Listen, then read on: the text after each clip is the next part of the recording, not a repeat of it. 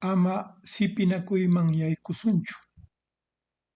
Suwakuna, sipiqkuna, Fujimontesinistakuna, hatun hawallaqta patronkunapa llaqwakuna, achka watañam maskachkanku, hipichakuchkanku, yapamanta sipinakuyman yaykuykunankupaq. Aswan llaqtanchikkunata millay yawarchanankupaq. Pusaq chunka, isqun chunka wata hunayna. Chayhay hatichkanku, llaqta runa sipinakuyman yaykunanta maskaspa, paykunallapaq hatun suwakuyta ruwanankupaq, llapa ayllunchikkunapi allpanchikta, llapa miki terruku nispa sutichiwachkanchik, hanra masinkunata hayaspa, paykunawan kuska miki, Estado criollo tayta mamanchikkunata wañuchirqaku, Abimael Guzmantaqa trampan apanñamiki, compañerokunapa Partido Comunistapas tukurunña. Paykunañataq llapa hatarichiyta munachkanku, manchachimillay ñakaqkuna paykunapaq, yachaspa, mana yachaspa, llamkamunanpaq. Kunan amachaykuchkaq wawqi-paninchikta chiqapi sipichkanku, aswan piñakunanchikpaq, hinaspa llapa Guerra Popular nisqanman tanhamuyta munanku, kunan musuq ampi wayrasqakunata maskachkankuña, qhari tukuqkunata naqaqhina runa wañuchiyta yanapanankupaq. Amaki kay kutichikuy maskaqman urmasunchu. No caigamos en guerra civil. Los ladrones asesinos fujimontesinistas, títeres políticos del poder corporativo global, hace muchos años que están buscando y preparando las condiciones para un nuevo genocidio mucho más devastador que el de los 80 y 90. Y esto es así porque esta mafia necesita una guerra fratricida que le dé el marco propicio para el megasaqueo de los recursos naturales que están debajo de los territorios de las comunidades y poblaciones más vulnerables. El renovado y agresivo terruqueo no es más que el llamado subliminal a sus cómplices de siempre, aquellos que ejecutaron el genocidio junto a las fuerzas represivas del Estado criollo. No importa si Abimael Guzmán esté ya en el infierno, ni que su partido comunista ya sea también cadáver. Ellos se están encargando de resucitarlos como zombies e instrumentarlos nuevamente a su favor. La asonada asesina contra las movilizaciones es una deliberada provocación a fin de exacerbar los ánimos y empujarnos a los brazos de otra supuesta guerra popular que ahora tendrían nuevos actores, no menos idiotas, dispuestos a cumplir la misma función de tenaza genocida. No caigamos en esta provocación criminal.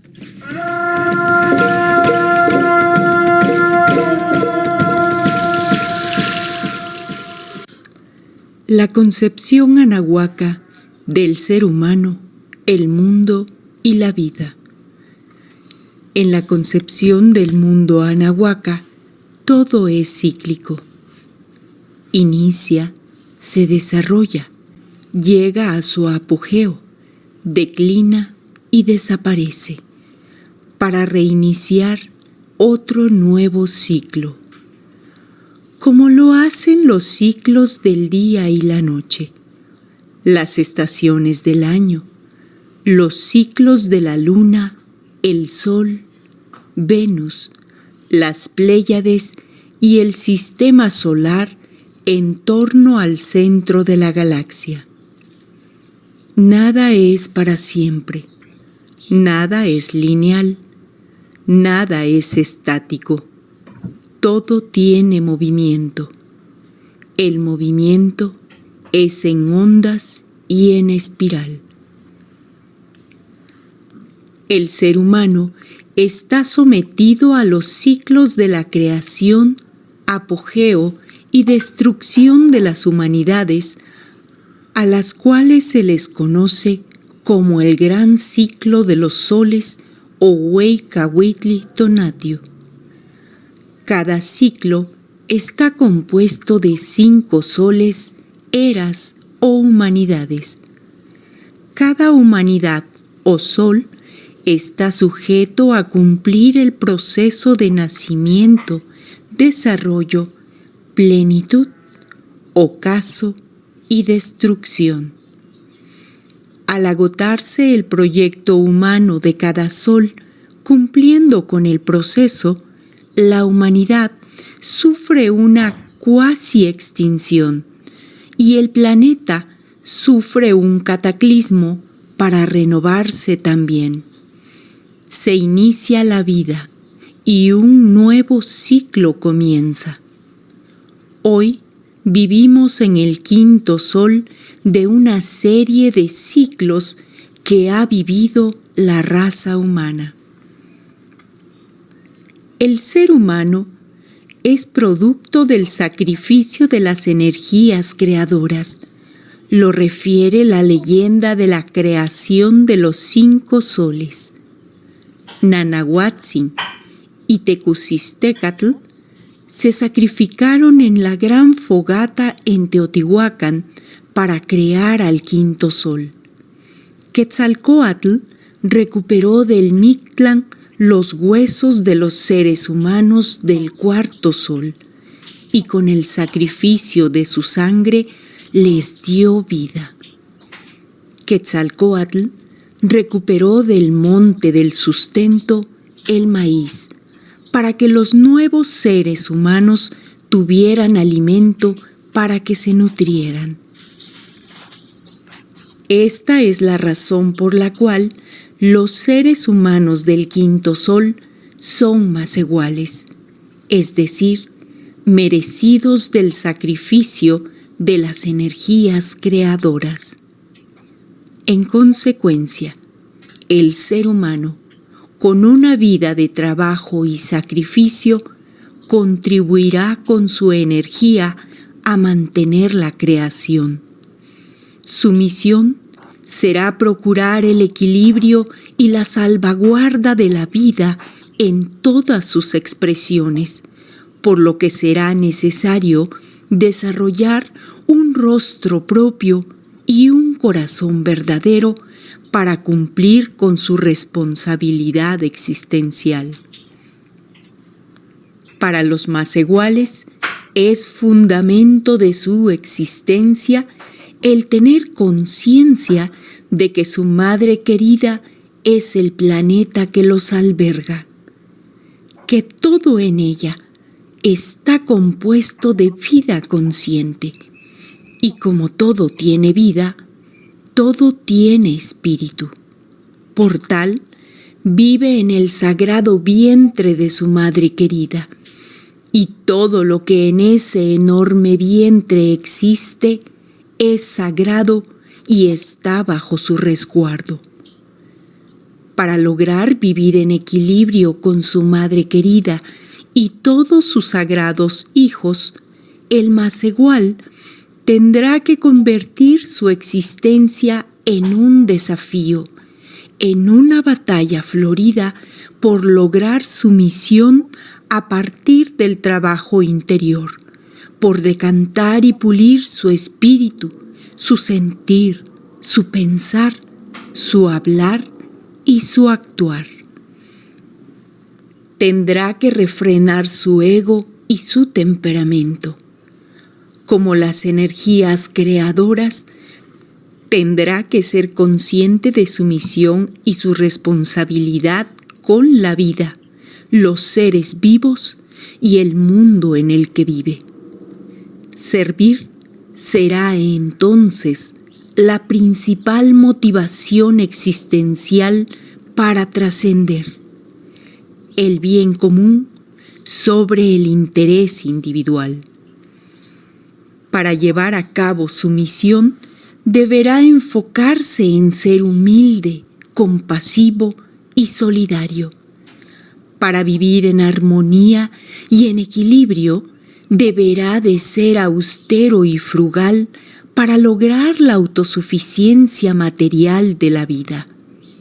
Deberá aprender a vivir con lo mínimo material para disponer de tiempo y energía para desarrollar su misión de servicio y poder lograr la trascendencia existencial. Para mantener la vida humana, el Macehual deberá fundar una familia y procrear con sabiduría y esmero en la educación y responsabilidad a las nuevas generaciones.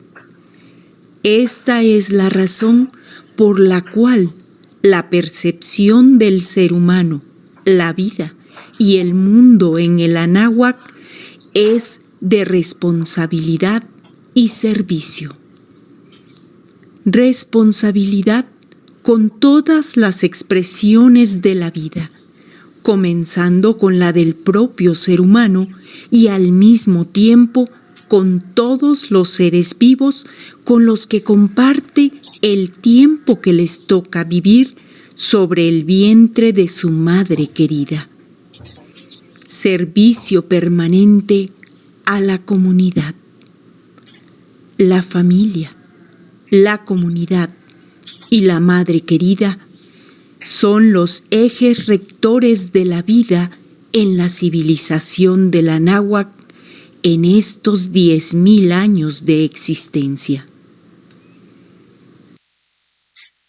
Educayotl hace. Allin Causay o Vivir Bien y las Relaciones Comunitarias, Aureliano Turpo Choquehuanca. El Allin Causay o Vivir Bien y las Relaciones Humanas Comunitarias. Desde los tiempos inmemoriales de la humanidad, el ser humano ha desarrollado su capacidad de relacionamiento con su entorno natural y sus semejantes que le favorecieron construir excelentes procesos culturales civilizatorios que nos sorprenden con sus creaciones materiales e inmateriales que hacen el patrimonio de la humanidad. Las culturas antiguas de Europa, Asia, África, como también las culturas ancestrales del Calpulli Mayasteca y la del Ayllu Tahuantinsuyo de la hoy llamada América, han desarrollado sus formas particulares de comunicación que han fortalecido sus relaciones humanas.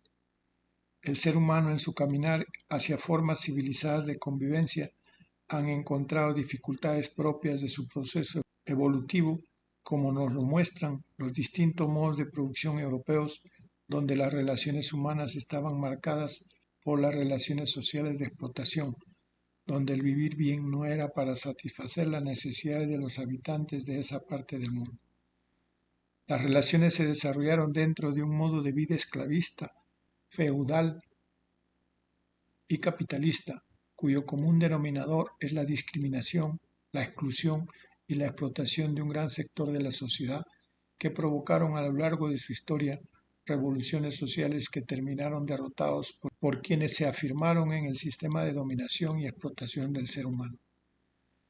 El desarrollo del industrialismo capitalista europeo ha permitido el desarrollo de la ciencia y la tecnología que se constituyó y se constituye en el instrumento de dominación y sojuzgamiento de los pueblos y naciones que tardíamente salían de la dominación colonial euroespañola y caer en la neocolonización dependiente de las nuevas potencias socioeconómicas del mundo.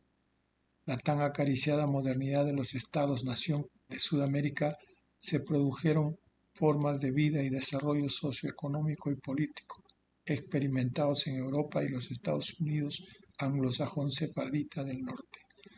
De esta manera, las relaciones sociales de explotación se han hecho visibles en las sociedades latinas sudamericanas. La historia del colonialismo interno, instituido a partir de las llamadas guerras de independencia 1809-1825, prolongó las relaciones sociales esclavistas y serviles de la época colonial española en nuestro territorio tahuantinsuyo. Las relaciones sociales de explotación que desfiguró las relaciones comunitarias de producción y servicios de la ancestral civilización comunitaria de Ayllus del Tahuantinsuyo. Las relaciones humanas de carácter comunitario que se reflejó en sus obras majestuosas en el campo de la astronomía, la arquitectura, la hidrología, la agricultura, la cultura y otros saberes y conocimientos que hacen la ciencia y la tecnología tahuantinsuyanas de su época de florecimiento pluricultural, plurilingüe y plurinacional. Las relaciones humanas comunitarias del período tahuantinsuyano no experimentaron las relaciones de explotación y todas sus secuelas antihumanas de las sociedades clasistas que hoy se modernizan y se sofistican de conformidad a la economía de mercado capitalista. El avance de las formas de vida esclavizada por la tecnología eliminan de manera muy sutil las relaciones humanas que les permiten la encausa y el vivir bien como seres humanos. Sin embargo, las relaciones humanas hoy se han constituido en un instrumento de la economía de mercado con la finalidad de asimilarlo como sujetos de mercado. Ahora bien, ¿cómo contrarrestar este fenómeno de la economía de mercado que deshumaniza? ¿Qué hacer para recuperar valores culturales que favorezcan las relaciones humanas comunitarias? La primera acción debe ser recrear y revalorar lo nuestro. Recrear y revalorar nuestro proceso civilizatorio ancestral y contemporáneo, pues los saberes y conocimientos que forjaron los 4 procesos civilizatorios tahuantinsuyanos nos permitirán entender el sistema socioeconómico comunitario de reciprocidad que facilitó la construcción de las relaciones humanas comunitarias que se expresó en la política y la gestión administrativa de la sociedad plurinacional, pluricultural y plurilingüe del Tahuantinsuyo ancestral. Estas relaciones humanas comunitarias posibilitaron el equilibrio y la armonía del Allen Cauce a través de la comunicación intercultural comunitaria, fortaleciendo la integración territorial y la unidad plurinacional, pluricultural y plurilingüe del Estado plurinacional confederado de los pueblos y naciones del Tahuantinsuyo. Las construcciones arqueológicas como Caral, Chan Chan, Tiahuanaco, Sacsayhuamán, Machu Picchu, los conocimientos astronómicos y matemáticos, el calendario agrícola mochica, las líneas de Nazca Paracas, la ingeniería agropecuaria, los acueductos y los sistemas de andenería, los caminos, los puentes colgantes, la textilería, la orfebrería, la artesanía y todos los elementos pluriculturales son la expresión sólida de la imagen civilizatoria de los hombres y mujeres que convivían en el Allen Cauce y las relaciones humanas comunitarias. El proceso colonizador de Euroespaña, 1526-1825, trastocó esta realidad social comunitaria y las relaciones humanas comunitarias fueron sustituidas a sangre y fuego por las relaciones sociales de explotación a través del adoctrinamiento cristianizador y la castellanización que trastocó la lógica de pensamiento cósmico tahuantinsuyano. Trastocamiento inhumano que se materializó con la puesta en marcha de la creencia en Dios judío-cristiano, en la encomienda, en la mita, en la servidumbre y la esclavización, que institucionalizó las relaciones sociales de explotación, iniciándose de esta manera el ñacari cauce. Los estados-nación republicanos en formación de Sudamérica, Ecuador, Perú, Bolivia, heredaron las relaciones sociales de explotación y el odioso ñacari cauce, institucionalizando el colonialismo interno republicano, estructurando una sociedad clasista donde las relaciones humanas republicanas asumen un comportamiento egoísta e individualista, como lo proyecta la economía de mercado. El ser humano se convierte en objeto de mercado al ser una mercancía más dentro del engranaje de las relaciones sociales de explotación del sistema capitalista mundial. Los más de 500 años de ocupación colonial en territorio tahuantinsuyano, América del Sur, son el testimonio vivo de la inhumana condición en que sobrevive el ser humano quechua, aymara y amazonense, y una minoría mestiza empobrecida. Esta realidad colonial republicana ha iniciado su decadencia y su definitivo fracaso en la construcción del Estado-Nación, fracaso que explica la equivocada política neoliberal impuesta en países que hoy buscan construir un Estado plurinacional unitario y o Estado socialista andino-amazónico comunitario del siglo XXI. El colonialismo interno republicano abre camino de resurrección del frustrado socialismo científico del mundo socialista eurooccidental, asumiendo lo indígena desde la lógica del pensamiento marxista, revisado y modernizado, sin entender que el capitalismo y el socialismo son hermanos gemelos que buscan imponer su dictadura de clase social en los países del tercer o cuarto mundo. En los países del mal llamado primer mundo capitalista, la dictadura burguesa se expresa en la mal llamada democracia neoliberal que se reproduce durante el régimen gubernamental republicano. El proyecto histórico y político de los pueblos y naciones del Chinchaysuyo y Collasuyo Tahuantinsuyo, postulados desde 1980 del siglo XX, fue la reconstitución del Estado plurinacional confederado de pueblos y naciones sin Estado, asumiendo su lucha por la autodeterminación política y la autogestión comunitaria, sustentada en la experiencia socioeconómica, política, cultural, jurídica, comunitaria. Proyecto histórico y político de los movimientos indios del 80 del siglo XX como alternativa y sepulturera del sistema capitalista y socialista, embanderada por la pequeña burguesía mestiza latino-sudamericana. Dentro de este proyecto alternativo de vida y sociedad del futuro y de conformidad a la experiencia de lucha centenaria anticolonial oligárquica, hoy se hace imprescindible reestructurar la sociedad en lo político, económico, jurídico y cultural, afirmando la condición de ser pueblos, naciones y poblaciones de esta época insurreccional. Es tiempo de organizar el Estado plurinacional confederado, reconociendo política y jurídicamente a los pueblos amazónicos, a las naciones quechua y aymara hablantes y a las poblaciones mestizas, y sean representados en el poder ejecutivo, legislativo y en las alcaldías y gobiernos regionales o departamentales, para darle presencia histórica y política al Estado plurinacional confederado como reto del siglo XXI. En la construcción de este proyecto histórico y político de los quechuas, aymaras, amazonenses y mestizos, se reconstituirá las relaciones humanas comunitarias y se expulsará las relaciones sociales de explotación clasista, con ello a los partidos políticos clasistas de la derecha y la izquierda, a los sindicatos obreros urbanos y a los sindicatos campesinos, que son los instrumentos del genocidio y el etnocidio en su práctica aberrante de su dogma de la lucha de clases. En estos tiempos de grandes decisiones es imprescindible impulsar la conformación de un frente político plurinacional que garantice la descolonización política, económica, jurídica y cultural y emprenda un nuevo horizonte social comunitario y dejar de ser pongos políticos de la derecha y la izquierda colonizadora republicana.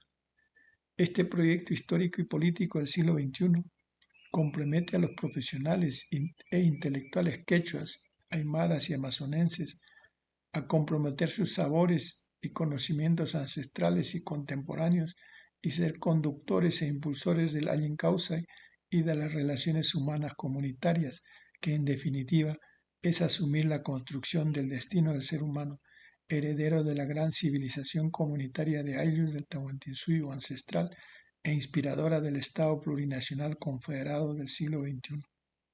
Las circunstancias socioeconómicas, políticas, jurídicas y culturales por el que está atravesando el Perú criollo mestizo y su gobierno cívico-militar de derecha neoliberal, la insurgió como babosa hambrienta de poder fascistoide al estilo hitleriano. Para ello urdieron tramoyas que hicieron que el legítimo presidente constitucional, el profesor rural José Pedro Castillo Terrones, quien tuvo que soportar el acoso politiquero durante más de 1 año y medio de gestión gubernamental.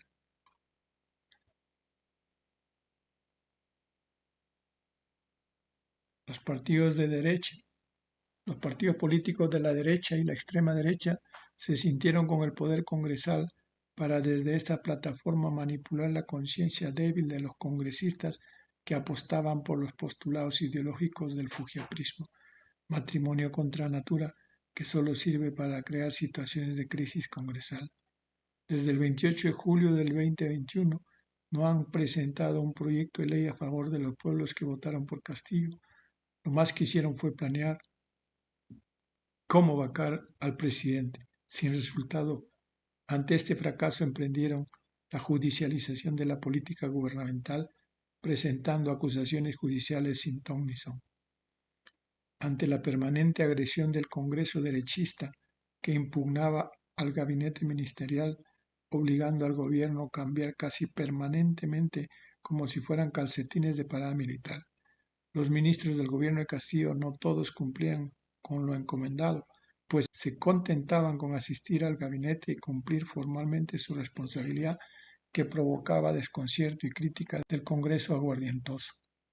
A pesar de esta pesadilla congresal, el gobierno siempre ha estado en contacto con los pueblos del interior del país, celebrando sesiones ministeriales en las distintas regiones comprometidas con el desarrollo rural. El gobierno de Castillo no descuidó su preocupación por los distintos servicios que proveía el Estado. Tal es el caso de atender el derecho a la salud, a la educación, al trabajo y a todo lo que significa atender el bienestar del ser humano que se encamina por el causa y comunitario. Esta propuesta sabia no la ha entendido el mestizaje congresal peruano, dada su ceguera capitalina que no conoce la realidad del trabajador del campo.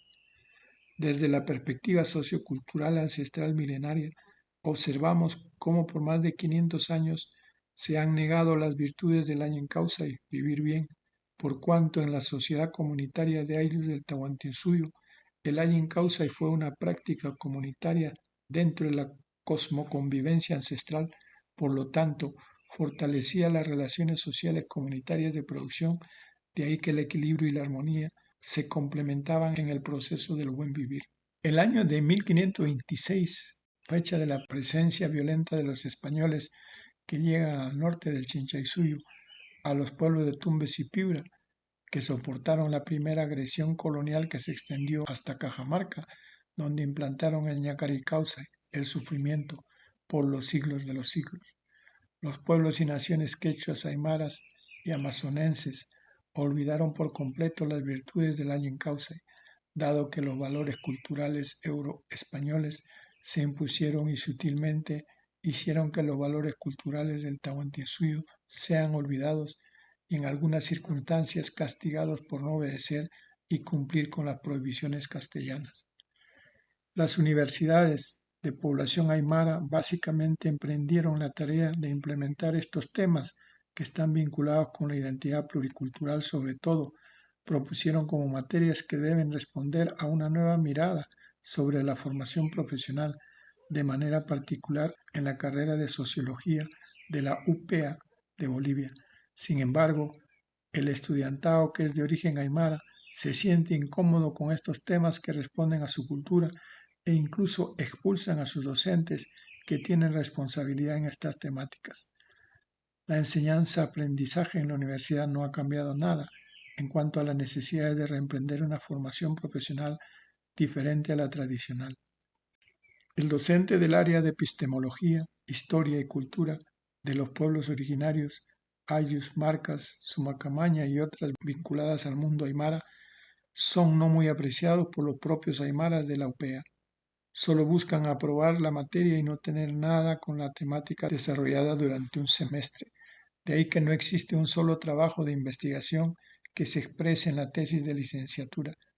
Desde la naturaleza de la materia de sociología, está más comprometida con las teorías de los clásicos del marxismo y del estructuralismo neoliberal, que sí se impone como materia de formación del sociólogo, historia, educación, ni qué decir de las carreras de ingenierías donde no se respira el mundo indígena aymara. Se podría decir que el Ayincausay del saber ancestral milenario se ha congelado como consecuencia del colonialismo mental que desarrolla la universidad, sobre todo por el poco interés de sus docentes y estudiantes que más están pensando en la posmodernidad y no en la tarea de revalorizar la ciencia y la tecnología ancestral milenaria de vida en oposición a la ciencia y la tecnología de muerte de Occidente. El camino para el reflotamiento del Ayincausay en la sociedad urbana y rural es reemprender la revalorización pluricultural de los pueblos y naciones para salir de la sociedad colonial republicana y no enajenar el Ayincausay desde la visión mestiza de la academia que no contribuye a tomar y afirmar la identidad pluricultural de las sociedades ancestrales milenarias. Desde hace más de 2 años, el intelectual indígena mestizo se ha dado a la tarea de encontrar un espacio para la ausencia de su identidad cultural. Un primer paso fue el señalar como su identidad cultural el andinismo, que tuvo su acogida con el prejuicio que sutilmente se iba negando lo tahuantinsuiano y de esta manera difundir la cultura andina y no la tahuantinsuiana. Da la impresión de que el mestizaje que ha hecho carne del Sumacamaña encontrará un espacio académico de sobrevivencia que no contribuirá seriamente a la afirmación de la identidad cultural, a la pertenencia territorial y la personalidad etnohistórica tahuantinsuiana como reto del siglo XXI. Es tiempo y espacio de emprender debates y conversaciones académicas que permitan esclarecer los postulados de un académico mestizo y de un académico quechua, aymara o amazonense, y no confundido con el indígena sin identidad cultural. El Allen Causay, en versión quechua, es la manifestación del buen vivir dentro de la cosmoconvivencia comunitaria que fortalezca el equilibrio, la armonía y la complementariedad para devolverle el bienestar comunitario al ser humano que está condenado en el Ñacari Causay de la colonización interna y la colonización mental en que se encuentra aprisionado el aymara, el quechua y el amazonense como consecuencia de su desamparo y abandono en el que se encuentra. Reconstruyamos las relaciones humanas comunitarias.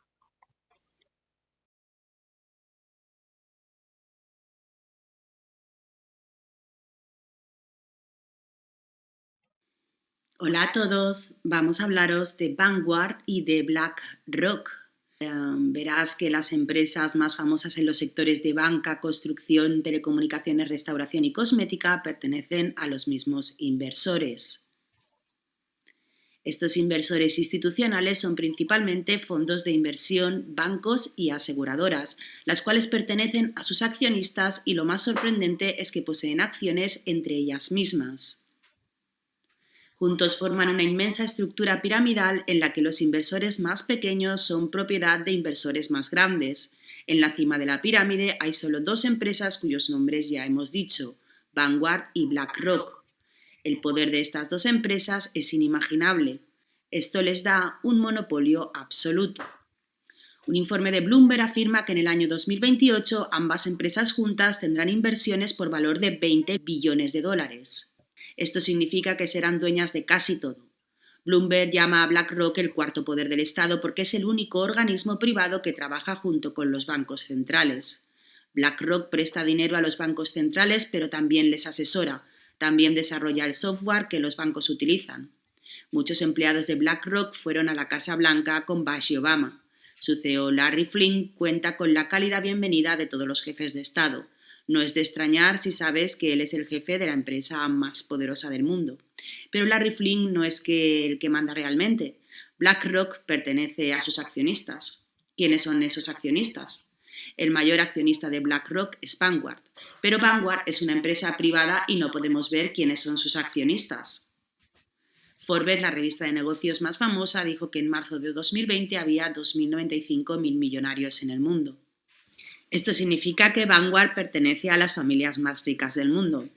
Si investigamos, vemos que estas familias siempre han sido las más ricas, algunas incluso antes de la Revolución Industrial. Por ahora solo diré que estas familias, muchas de las cuales pertenecen a la realeza, son fundadoras de nuestro sistema bancario y de todas las industrias del mundo. Estas familias nunca han perdido poder, pero debido al incremento de la población se tuvieron que esconder detrás de empresas como Vanguard, cuyo accionariado son los fondos privados y fundaciones sin ánimo de lucro de estas familias. Para que se entienda mejor, tengo que explicar brevemente qué son las organizaciones sin ánimo de lucro. Estas organizaciones son la conexión entre empresas, políticos y medios de comunicación, con el propósito de disimular los conflictos de intereses.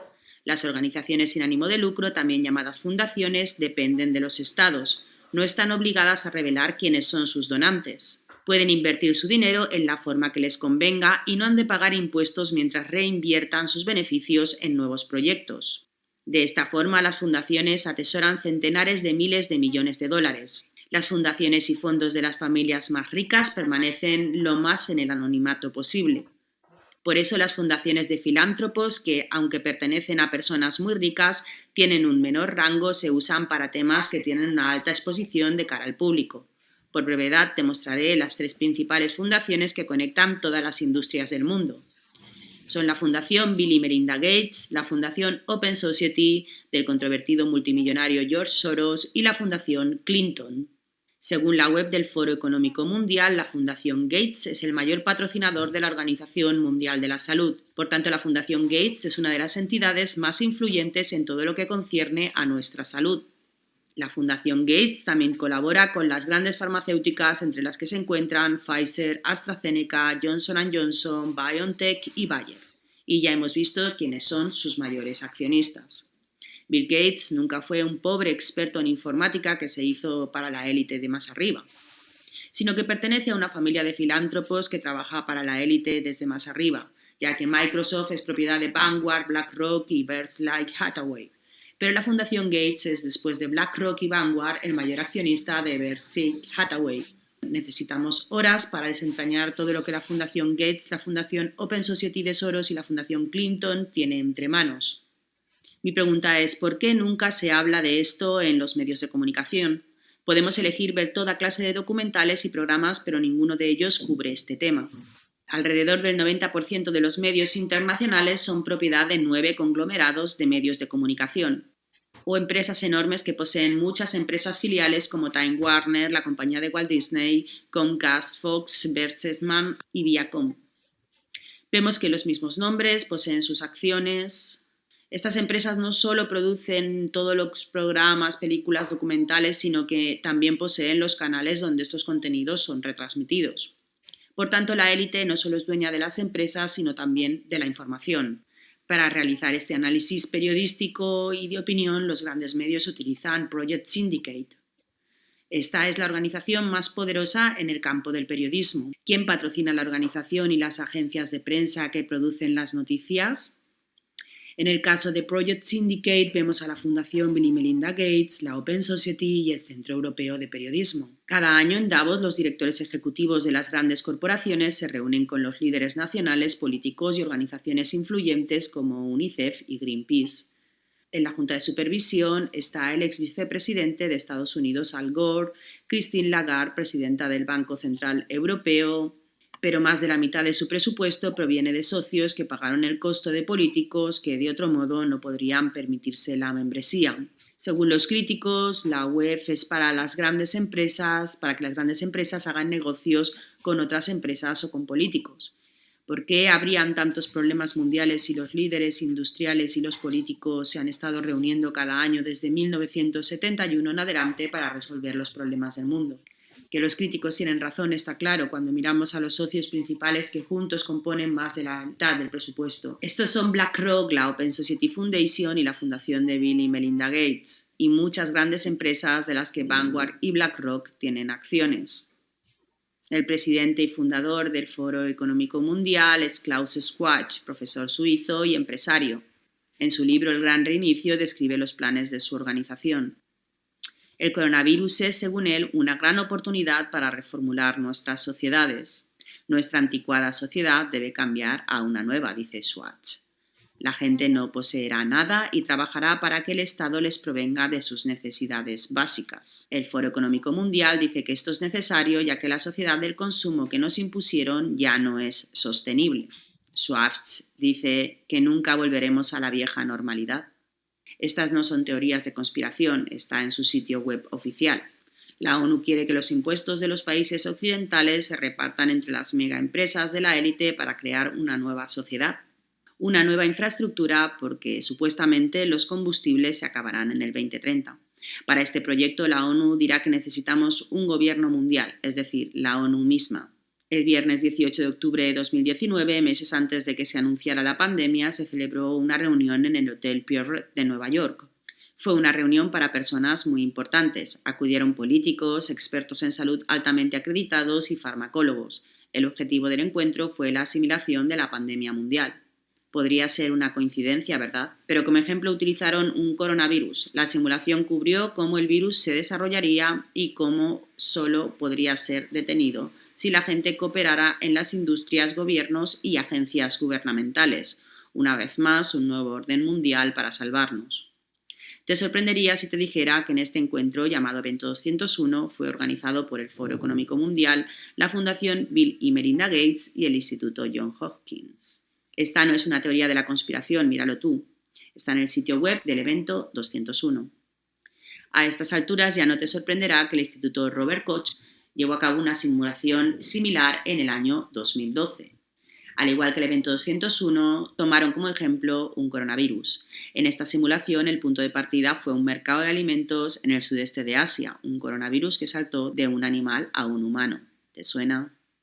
El ejército simuló los siguientes 3 años en los que hubo confinamientos, economías destruidas y problemas sociales con disturbios y protestas incluidos.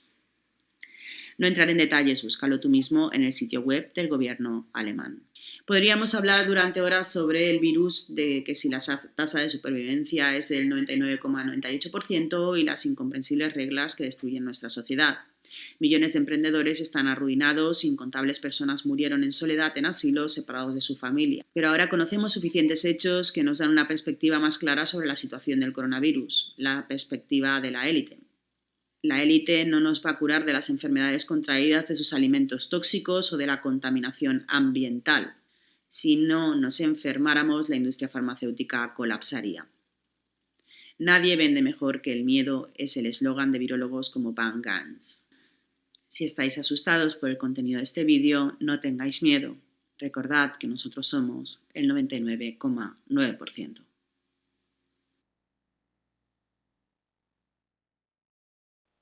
Los estertores del quinto sol, por Guillermo Marín Ruiz.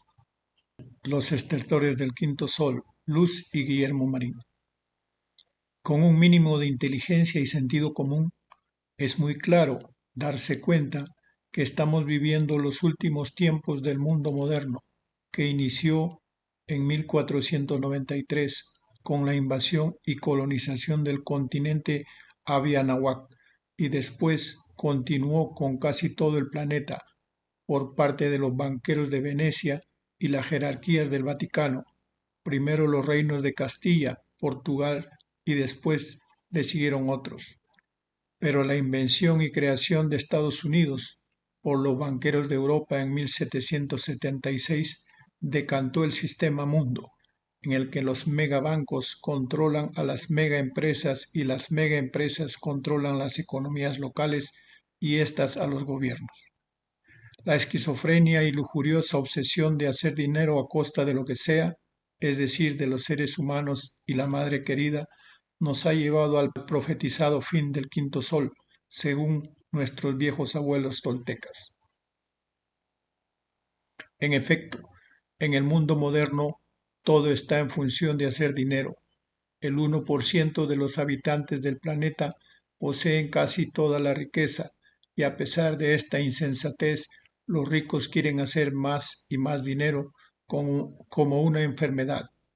Si usted lo piensa, amable lector, el ser humano ha perdido no solo la cordura y la congruencia existencial, sino fundamentalmente la dignidad existencial. La esencia de la vida y del estar vivo se ha perdido y con ellas la misma sacralidad de la vida en general y de la vida en particular de cada uno.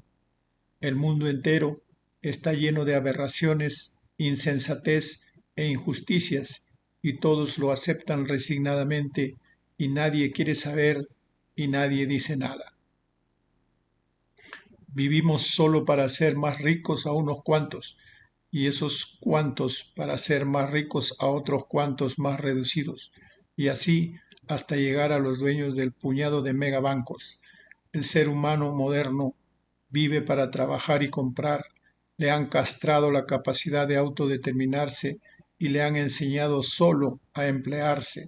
Su razón de vivir es comprar y tener dinero, para ello se emplea.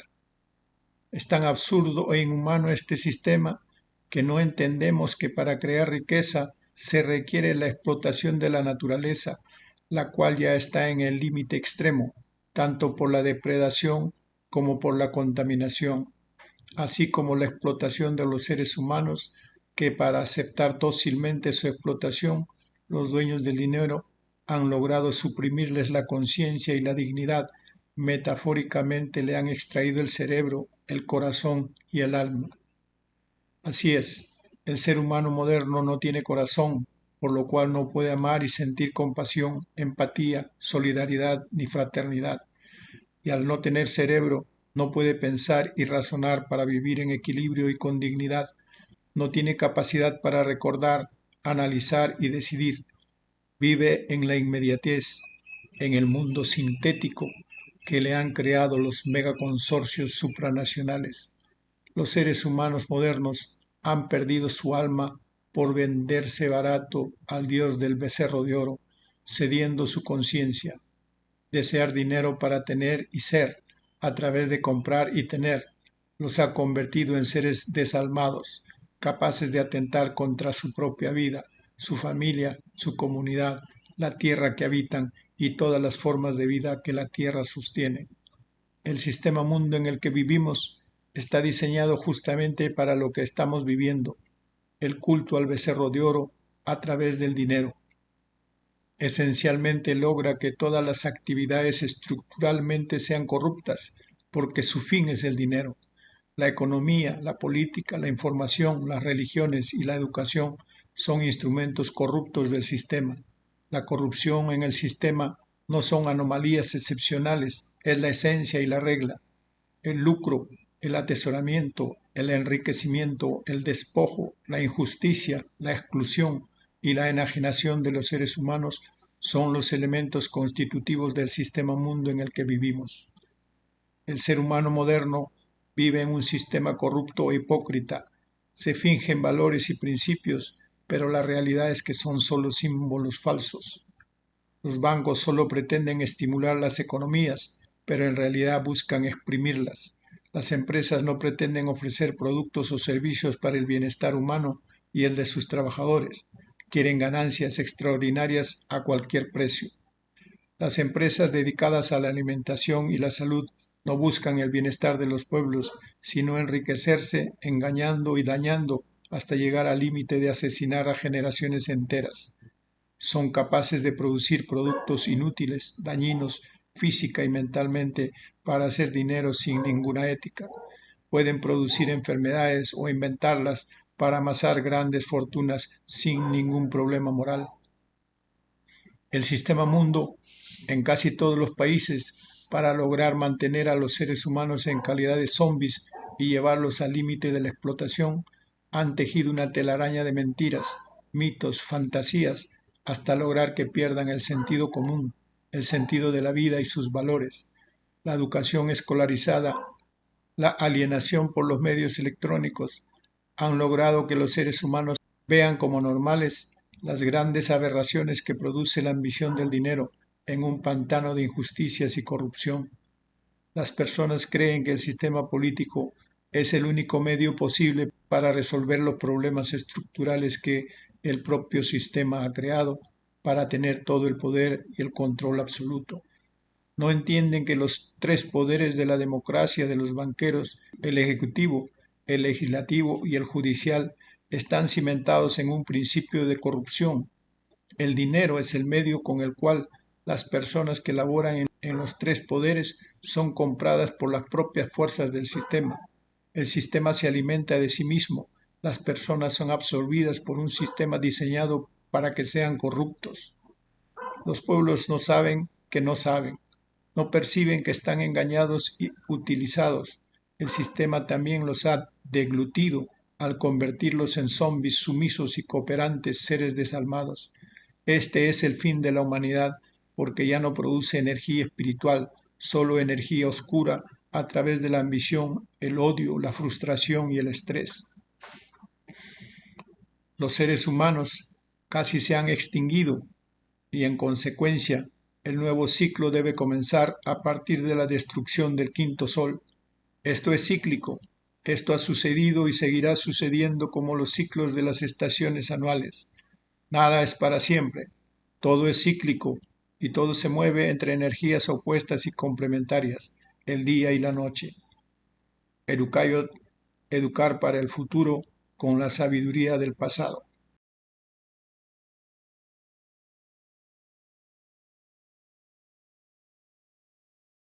crisis, ¿verdad? Pero el asunto a tener en cuenta es lo siguiente. Es bueno que las personas se sientan afectadas y digan, oh Dios mío, yo puedo sentir ese dolor, es terrible. Esa preocupación es buena.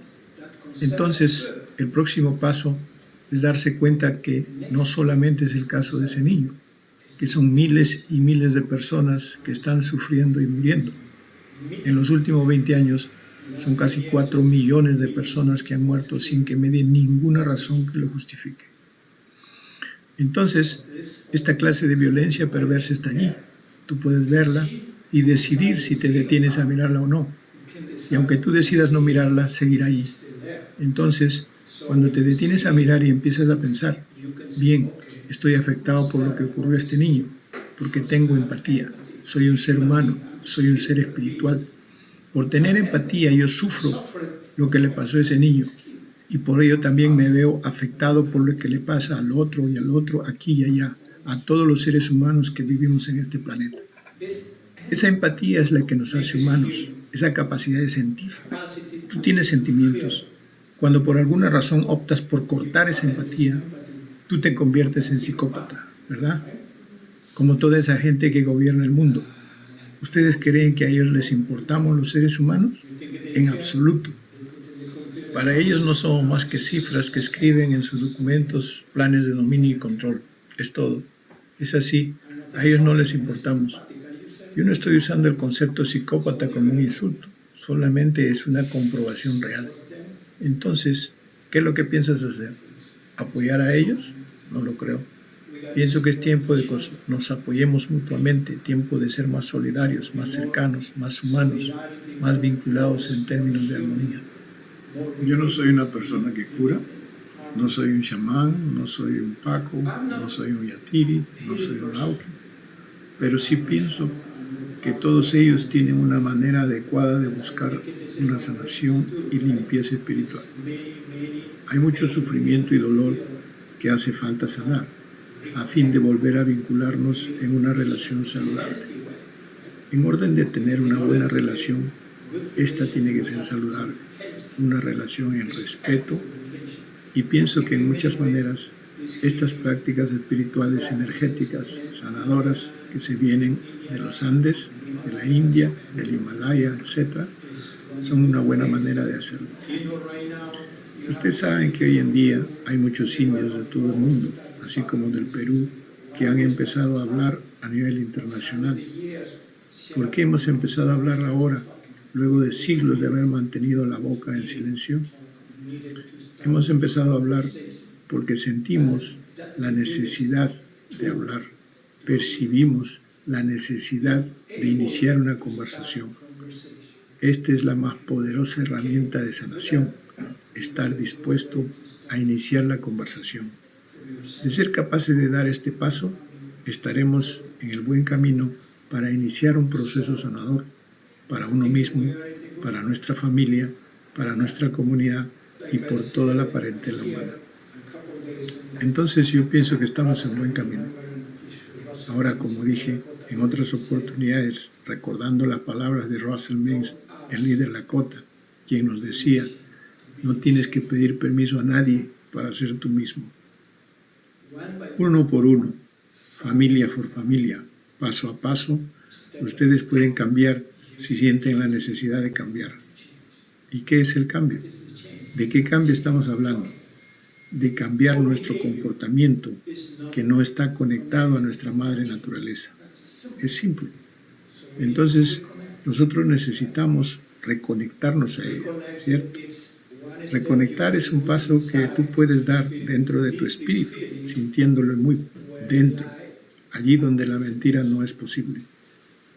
¿Ustedes piensan que podemos mentir a la madre naturaleza? Si hablamos, por ejemplo, en términos de Dios, ¿ustedes piensan que se puede engañar a Dios? Entonces, tú tienes que ser honesto contigo mismo. Si tú haces lo que tienes que hacer en orden de lograr la curación del sufrimiento, entonces puedes encontrar el modo de ser feliz. De eso se trata el poder de la espiritualidad, disfrutar la vida. Una vez que retornas a la naturaleza y tu vida espiritual, disfrutarás la vida. Aun si no tienes un centavo en el bolsillo, puedes disfrutar la vida, puedes ser feliz. Sentir y disfrutar la vida es la llave. Tienes que enfocarte en algo que sí necesitas, que sea saludable, alimentación rica y saludable, buenas relaciones con otros seres humanos y con la naturaleza. Si logras eso, tendrás más que suficiente para vivir feliz. Ese es el camino del que estamos hablando. No estamos hablando de cambios que traigan los políticos. Yo no hablo de eso, porque veo que es imposible.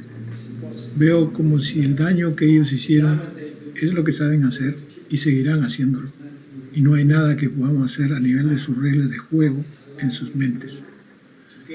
Pero es mucho lo que podemos hacer juntos, porque si no los apoyamos, si no nos sometemos a ellos, entonces tendremos una gran posibilidad de recuperar un modo de vivir en paz y armonía. Ese es el punto. Si ustedes son capaces de no apoyar a las corporaciones como Coca-Cola, eso sería bueno, muy bueno, ¿verdad? Porque como ustedes, más y más personas en todas partes irían sumando poder y en consecuencia el poder de las corporaciones se iría mermando poco a poco. Entonces, conforme crecemos en esto, se llegará a un punto en el que la corporación ya no tendrá suficiente poder y ya no tendrá la capacidad de oprimirnos. Entonces, esa es la llave, la solidaridad entre nosotros, respeto entre nosotros, conversación entre nosotros, relacionarnos como seres humanos, como hijas e hijos de la madre naturaleza. Tawantinsuyu, esta es la voz de tu raza, desde siempre y hasta siempre.